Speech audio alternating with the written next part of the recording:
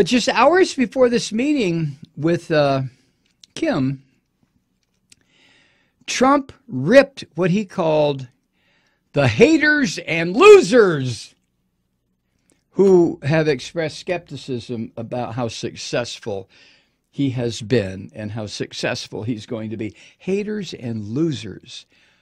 What 72-year-old man uses the term loser when referring to anybody, really? That's the thing that just drives me insane. You know, I am in the same age demographic as this fucking moron. Now, I know he uses profane language like I do, but to say, oh, they're a bunch of haters and losers. What? Anyway, this is what the moron tweeted.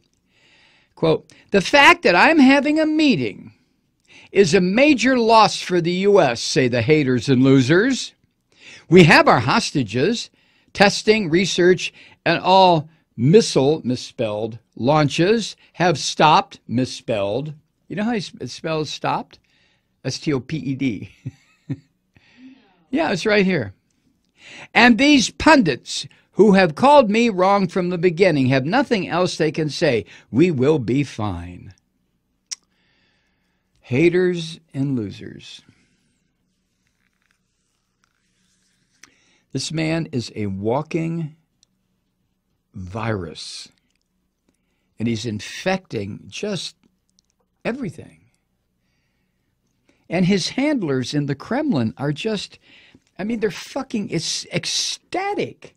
I mean, the people who put this show together, it wasn't Trump, but Putin and the oligarchs in Russia, the experts in psychological warfare, and trust me, they have a lot more experience with this shit than anybody in the United States. Don't forget, the Soviet Union at one time crossed, what, 13, 14 time zones? How many languages were spoken in the Soviet Union? 40, 50, 80, 100? How many different religions were incorporated in the old Soviet Union that had to be suppressed until Trump found, Putin found, just like Trump has found, that Christian psychos can be really good allies. But because the Soviet secret police, the Soviet intelligence agencies, had such a vast geographic area to control, they had to become experts in psychological warfare. They sure as shit weren't going to be able to bomb everybody into submission in the Soviet Union. So they developed techniques that if you and I knew about them in their detail, we would just be flabbergasted. We would all go like this. Oh my God. But their most incredible success is Donald Trump.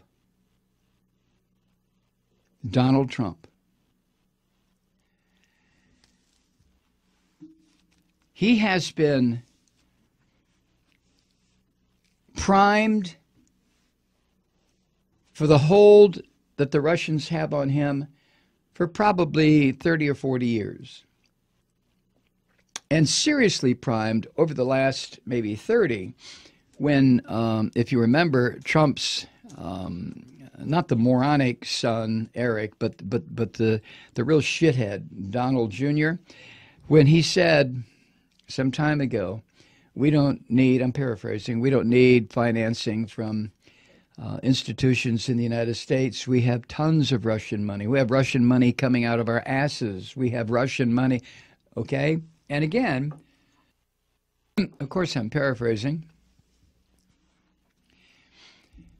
but I honestly, and I mean this as I'm sitting here, I mean this, Trump is the finest example of how a well put together intelligence organization that is based on the principles of manipulation, how to deal with narcissistic personality types, I can't go down the list because I'm not familiar with it. But I do know